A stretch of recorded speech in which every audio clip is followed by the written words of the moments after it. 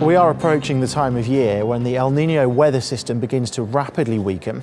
Meteorologists say that the 2015-16 system was the strongest one in years, with a high possibility of it being followed by El Nino's equally disruptive cousin, La Nina. Now, to explain a bit more about all of this, we're joined by Rupa Kumar Kolli from the World Meteorological Organization. Thank you very much for your time. Before we get into this, can you just explain to us briefly what exactly El Nino is? El Nino is a term used to describe the occurrence of warmer than normal conditions in the central and eastern equatorial Pacific. In fact, though it is actually happening in the Pacific, it has strong links with the global planetary scale circulations, and with the result that around the world, in many regions, it is associated with anomalous climatic conditions. In some cases, dry conditions, and in some cases, wet conditions. So as it weakens then, El Nino, what are we expecting to happen next?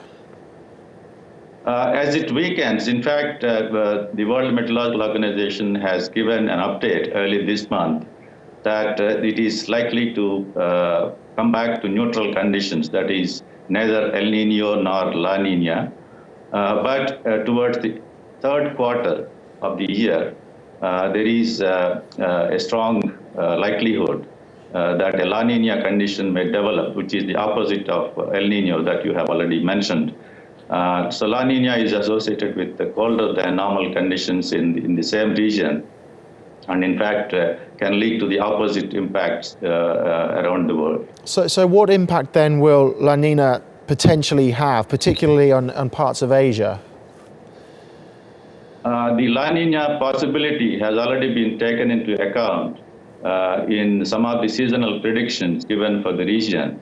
In fact, we had a South Asian Climate Outlook Forum in Colombo at the end of April, where an outlook was given for the coming summer monsoon that it will be above normal, which is actually a welcome relief for the people of this region.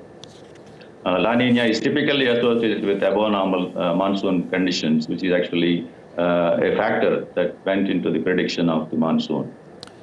El Nino this year, we're hearing, has been one of the strongest in recent years. Is La Nina expected to be equally as strong? At this time, we do not have adequate information on the strength or duration of the La Nina that is likely to occur.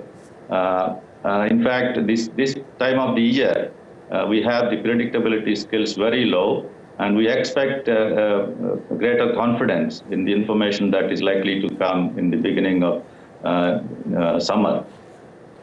Okay, Rupa Kumar Kolli, thank you very much for your time.